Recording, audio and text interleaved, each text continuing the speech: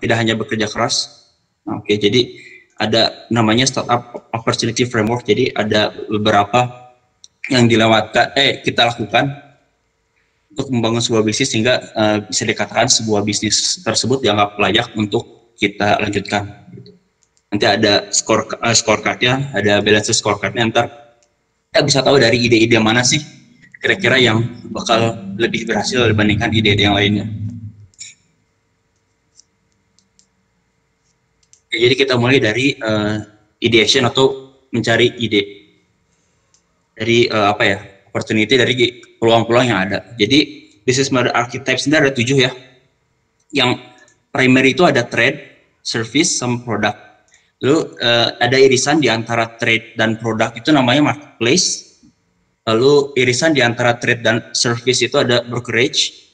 Lalu produk dan service ada subscription. Lalu irisan di antara ketiganya namanya adalah ekosistem.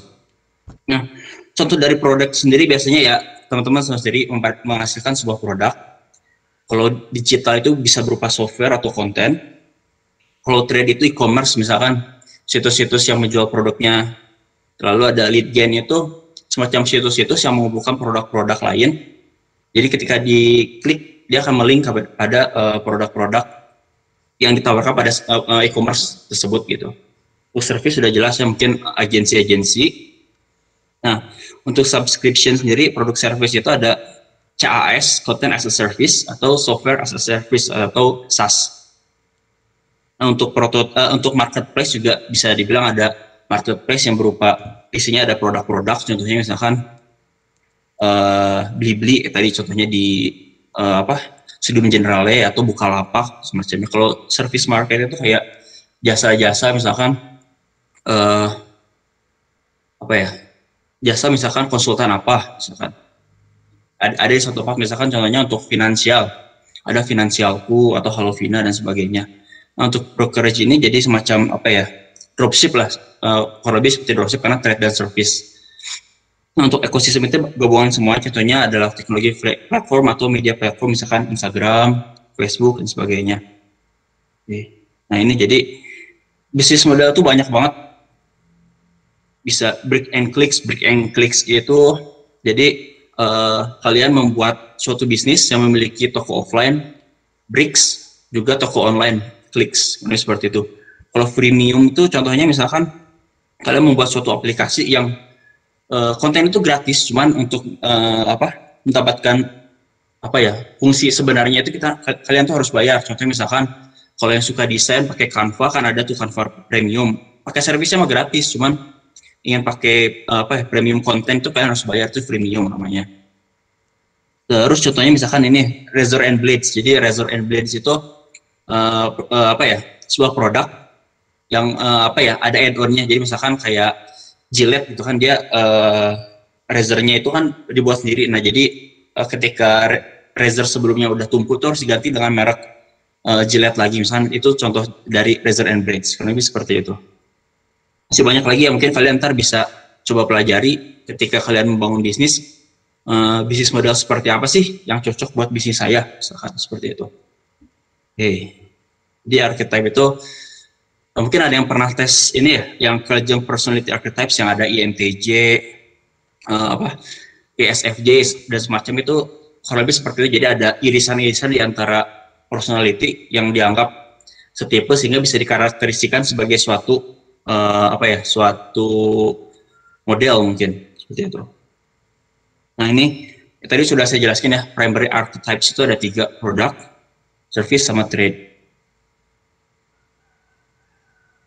Nah, ini tadi udah saya jelaskan. Jadi produk udah jelas ya, merupakan biasanya produk berbentuk fisik. Kalau di teknologi mungkin bisa software atau konten. Ini contoh-contohnya. Nah, untuk service sendiri tadi sudah jelaskan, contohnya seperti ini. Jadi kita menawarkan service pada calon customer kita. Nah, ini juga trade, jadi kita menjual beli barang. Kalau e-commerce tadi contohnya misalkan Blibli, Bukalapak, Tokopedia itu e-commerce yang berupa produk. Lead gen ini contohnya ini. Subzilla misalkan dia itu kayak website, ada tipe produknya apa, misalnya kita mau nyari sepatu, sepatu ntar ada apa item-itemnya apa, tapi ketika 3 kali kita di redirect ke situs si e-commerce dari produk tersebut, itu lead gen namanya. Nah ini ada yang secondary, itu udah jelasin juga sih ya. Ada brokerage, marketplace, subscription, sama ekosistem. Ini contohnya tadi ya, untuk brokerage itu contohnya dropship. Jadi teman-teman tidak perlu memiliki barang untuk dijual, tapi kita cari apa ya, semacam supplier sudah setuju untuk kita jual produknya, kemudian kita buat apa ya, semacam iklan atau website di depannya untuk menjual produk tersebut, padahal produk tersebut tidak kita miliki, itu dropship. Untuk ad network sendiri ini ada CPM, klik per PPC itu pay per click, in text apa ya, mungkin nanti saya cari tahu lagi. Mungkin ini semacam apa ya, kita pakai AdSense, jadi kita mengiklankan yang ditempelkan pada misalkan website kita, itu brokerage namanya. Nah, untuk marketplace juga udah cukup jelas ya, tadi ada produk sama service. Jadi untuk produk udah jelas, misalkan eBay, Etsy, ThemeForest. Kalau service juga berupa apa ya, kayak care.com ini apa ya, nyari nenis itu kayak babysitter gitulah. Nah, subscription ini salah satu model yang paling populer ya saat ini, terutama untuk apps. Contohnya kayak Min itu kayak apa ya, money management apps. Nah, jadi untuk kita dapat service fullnya itu kita harus bayar. Jadi ada beberapa fitur yang kita nggak bisa dapatkan kalau kita nggak ikut subscription. Ini populer sekali. Kalau content as a service itu contohnya misalkan, kalau sekarang itu mungkin ada yang ikut Udemy, jadi kita bayar si kontennya itu untuk bisa mendapatkan servisnya. Jadi ketika kita dapat, misalkan kita dapat bisa course completion-nya bisa dapat sertifikat, mungkin kayak gitu. Nah, kalau ekosistem ini bentuk kompleks lagi dari archetype yang ada ini, jadi merupakan irisan di antara trade, produk, sama service. Kalau media itu misalkan Facebook, karena di Facebook sendiri kan kita bisa jual beli barang, di sana ada trade. Produk juga kita bisa jual produk di sana. Maksudnya kita bisa ngeposting barang kita tanpa di form jual belinya misalkan. Terus service sendiri kita bisa apa ya, menjual berbagai konten yang kita punya, misalkan kita adalah content creator, bisa juga di sini servisnya. Hanya untuk ekosistem memang apa ya, barrier to entry-nya cukup tinggi karena memang untuk membuatnya cukup sulit. Ada irisan di antara ketiga archetype utama. Gitu. Kurang lebih seperti ini ya. Nah, ideating matrix ini maksudnya gini, jadi ada vertical market sama business model archetypes. Kalau di visualisasikan mungkin seperti ini jadinya nih. Jadi misalkan dari satu ide nih, misalkan kita pengen jual, misalkan contoh dari kemarin ada yang minuman sawo ya masalah ya, misalkan jadi sawo. Nah, mungkin kan nggak sih sawo ini misalkan jadi sebuah bisnis yang model bisnisnya ada subscription, padahal ketika kita lakukan kan produk ya. Nah, mungkin kan nggak sih kita bisa bikin suatu bisnis model yang inovatif, misalkan subscription. Wah, nggak mungkin Pak, oke, nggak mungkin. Kita ganti yang lain, misalkan marketplace. Nah, mungkin bisnisnya bukan jadi jual minuman sawo aja, mungkin kita bisa jadi kita jual minuman sawo, tapi kita cari juga minuman-minuman lain yang kira-kira setipe dengan minuman sawo, misalkan minuman sari buah apa. Itu jadi marketplace minuman sari buah gitu. Jadi ada pengembangan yang mungkin sifatnya inovatif. Awalnya nggak kepikiran mungkin, tapi ketika dipikirin oh ternyata bisa juga nih bisnis ini, nggak hanya berhenti di minuman sawo aja. Ternyata kita bisa bikin sebuah marketplace yang ternyata produknya bisa jauh lebih banyak daripada yang kita punya. Nanti balik lagi gimana cara kita memonetisasi si marketplace tersebut. Kalau produk kan jelas ya, margin dari produk dengan harga jual. Nah, kalau misalkan nanti berubah bisnis model, mungkin bisa jadi suatu inovasi di mana kalian monetisasinya itu ternyata beda. Kalau subscription sendiri kan misalkan monthly atau tahunan gitu. Jadi apa ya?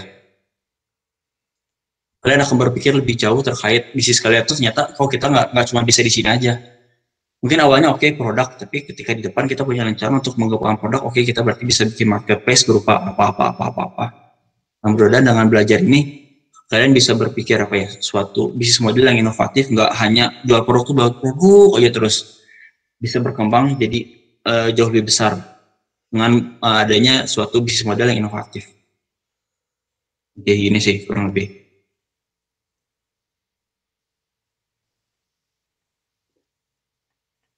Nah, ini mungkin tugas buat minggu depan aja sih. Jadi dari produk yang kalian produksi nih atau jasa yang kalian produksi, bisa nggak sih ada bisnis model lain untuk menghasilkan misalkan yang saya contohin tadi minuman, atau misalkan siapa Regina H Lady misalkan sekarang jualnya produk aja nih, mungkin nggak sih beberapa ke depan tuh misalkan kita punya service misalkan, jadi ternyata si maskernya itu ternyata bisa jadi on demand misalkan, jadi kita bisa pengen produknya tuh ingin pakai bahan baku apa misalkan, jadi ada pengembangan yang mungkin belum ada atau itu benar-benar baru lah, bisa kalian coba brainstorming. Ntar mungkin minggu depan juga bisa kita diskusikan terkait apa aja sih ternyata yang memungkinkan dari bisnis kalian yang sudah kalian lakukan selama kewirausahaan dan juga BS. Gitu sih kurang lebih dari saya. Terima kasih. Kalau ada yang ditanyakan, mangga silakan. Kecepatan ya? Standar kok Pak. Alhamdulillah ya. Alhamdulillah. Tadi berarti berdasarkan klasifikasi apa ada yang marketplace gitu ya dan sebagainya. Nah berarti teman-teman nanti mau fokusnya di mana gitu ya si bisnis modelnya gitu ya. Kalau misalnya bisnis model mau fokus di marketplace, mungkin berarti tadi identifikasi produknya fokusnya tadi di service, produk sama apa satu lagi ya, saya lupa. Ya itu ya. Produk, service sama trade. Ya sama trade kayak gitu. Kira-kira seperti itu, Mangga. Silakan apabila ada yang mau ditanyakan. Nah kalau misalnya bentuk tugasnya sendiri nanti dibuat matriksnya ya, berarti ya Pak ya. Betul, jadi dari satu ide itu bisa kita turunin nih, ternyata dari misalkan idenya adalah pertamanya misalkan tadi saya jelasin, pengen buat produk minuman misalkan. Awalnya sih produk minuman kan memungkinkan itu mungkin kita jualnya hanya berupa produk, tapi mungkin juga service, jadi kayak tadi on demand, ternyata kita bisa bikin jusnya on demand gitu, misalkan nggak hanya sawo, kita bisa request misalkan mau pesan jus mangga kayak 1000 buah mangga, 1000 buah kedondong atau semacamnya, ternyata kita mungkin kan jadi service tuh, nggak hanya produk aja gitu. Jadi kita bisa mengembangkan bisnis kita misalkan dalam jangka waktu berapa tahun kita ingin nih move bisnis model kita itu nggak cuman jual produk, kita pengen punya yang lain. Nah itu bisa kita brainstorming dari awal apakah memungkinkan. Nanti di pertemuan berikutnya mungkin akan saya coba jelaskan nih tahap selanjutnya, ada yang namanya tadi Six Market Dynamics, atau mau sekarang aja kalau mau dijelasin Six Market Dynamics. Oke, mungkin pertanyaan dulu nih untuk bisnis model archetypes-nya dulu ya. Kira-kira clear dulu nih biar teman-teman nanti ke tahap selanjutnya nggak kebingungan gitu. Maka silakan.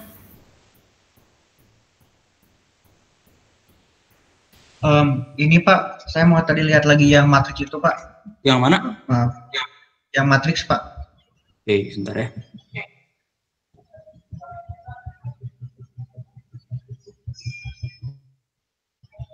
Ini ya? Nah iya Pak, itu tuh untuk yang di kolom yang paling kirinya Pak, yang real estate, terus ada agen, ada broker, ada property manager, itu tuh beberapa ide-ide kita gitu Pak, di sana dicantumin, sehingga nanti kita tinggal yang ide ini masuk kemana, ide ini masuk kemana gitu bukan Pak? Iya betul. Jadi bila kita sebagai real estate agent kita bisa jualnya apa sih gitu. Ketika kita jadi broker kan udah beda lagi tuh service yang kita jalankan, tapi dengan tetap